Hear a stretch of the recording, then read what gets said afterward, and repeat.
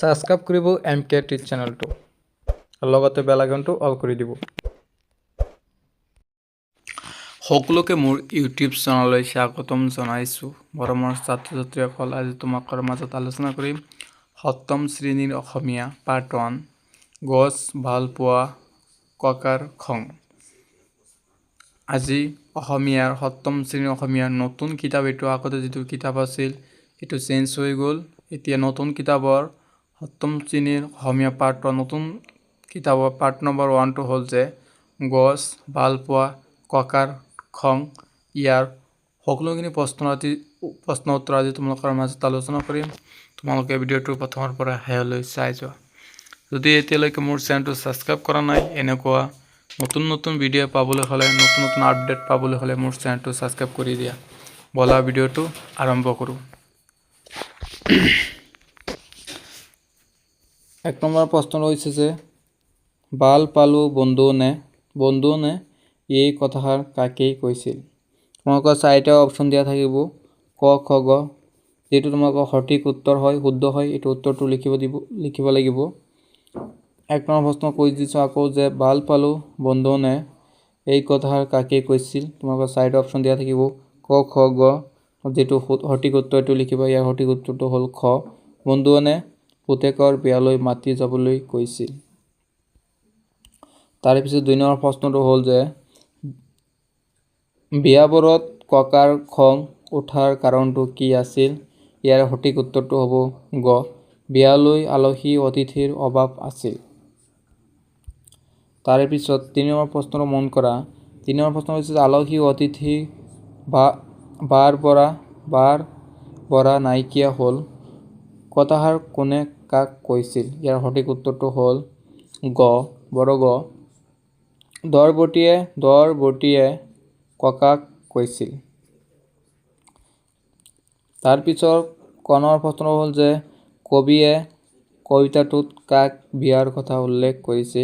ইয়াৰ উত্তৰটো হ'ল কবিয়ে বন্ধু নে বন্ধুক বিয়াৰ কথা উল্লেখ কৰিছে। তাৰ পিছত খ নম্বৰ প্ৰশ্ন মন কৰা। বিয়াঘৰত আহি ককাই বন্ধুনাক সোধা প্ৰশ্ন দুটা কি কি। উত্তৰটো লিখিব যে কিমান মানুহ আহিছে আৰু দ্বিতীয়টো হ'ল যে আলহী অতিথি কিয় কম। এই দুটা প্ৰশ্ন সুধিছিল। তাৰপিছত গ নম্বৰ প্ৰশ্ন হ'ল যে দৰ বেটীক মাতিবলৈ ককাই বন্ধুনাক কি কৈছিল। ইয়াৰ উত্তৰ লিখিবা যে ককাই কৈছিল দৰ বেটীক মাতিবলৈ আৰু সকলো কাম ঠিকমতে চলাবলৈ। তাৰপিছত বৰ্গ নম্বৰ প্ৰশ্ন হৈছে যে ককাই বিয়াঘৰত কিয় একো খোৱা নাছিল। এইটো ইম্পৰ্টেণ্ট হয়। তোমাক উত্তৰটো লিখিবা যে ককাই আলহী অতিথিৰ অভাৱ আৰু ব্যৱস্থা ভাল নোহোৱাৰ বাবে খং পাই একো নাখালো বা একো নাখাইছিল। তাৰপিছত 4 নম্বৰ প্ৰশ্ন মন কৰা। ভাবি কোৱা আৰু লিখা। ক নম্বৰ প্ৰশ্ন হ'ল যে ৰঘুনাথে আমলখি গছজোপা নকটাকৈ বিয়াৰ ৰভাখন সজাব পাৰিলেহেঁতেন। ইয়াৰ উত্তৰ লিখিবা যে আগতে পৰিকল্পনা কৰি প্ৰয়োজনীয় বস্তু সংগ্ৰহ কৰি আৰু লোকসকলক দায়িত্ব দি বিয়াৰ ৰভা ভালদৰে সাজিব পাৰিলেহেঁতেন। তাৰপিছত খ নম্বৰ প্ৰশ্নটো মন কৰা। ৰঘুনাথ পুতেকৰ বিয়াত যদি তুমি গলাহেঁতেন আমলখি গছজোপা কটাৰ বাবে তুমি কি কৰিলাহেঁতেন বা কি কৰিলাহেঁতেন। উত্তৰটো লিখিবা যে মই ক'লোহেঁতেন যে আগতেই সকলো বস্তু যোগাৰ কৰিব লাগে আৰু অতিথিসকলৰ যত্ন ল'ব লাগে। তাৰপিছত গ নম্বৰ প্ৰশ্নটো মন কৰা যে কবিতাটোত ককাৰ কথাৰ মাজে কি বাৰ্তা দিছিল বুজাই লিখা বা বুজা হৈছে। উত্তৰটো লিখিবা কবিতাটোত কোৱা হৈছে যে পৰিকল্পনা আৰু সঠিক ব্যৱস্থা নাথাকিলে কোনো কাম ভালদৰে নহয় আৰু অতিথিসকলৰ যত্ন লোৱা উচিত। তাৰপিছত খ নম্বৰ প্ৰশ্নটো হ'ল তলৰ বাক্যকেইটাত দুটাকৈ সম্বন্ধবাচক শব্দ ৰূপ দিয়া আছে, তাৰ শব্দটো কাটি দিয়া।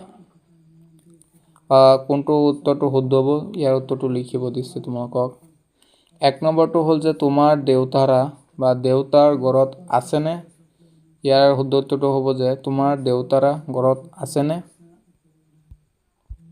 তাৰ পিছত 2 নম্বৰ প্ৰশ্ন হ'ল যে তোৰ বায়েৰা বা বায়েৰ বৰ বুদ্ধিমান ইয়াৰ শুদ্ধ উত্তৰটো হ'ব যে তোৰ বায়েৰা বৰ বুদ্ধিমান 3 নম্বৰ প্ৰশ্ন হ'ল যে তেওঁৰ খুৰীয়েক বা খুৰীয়েক ঘৰলৈ গ'ল ইয়াৰ শুদ্ধটো হ'ব তেওঁৰ খুৰীয়েক ঘৰলৈ গ'ল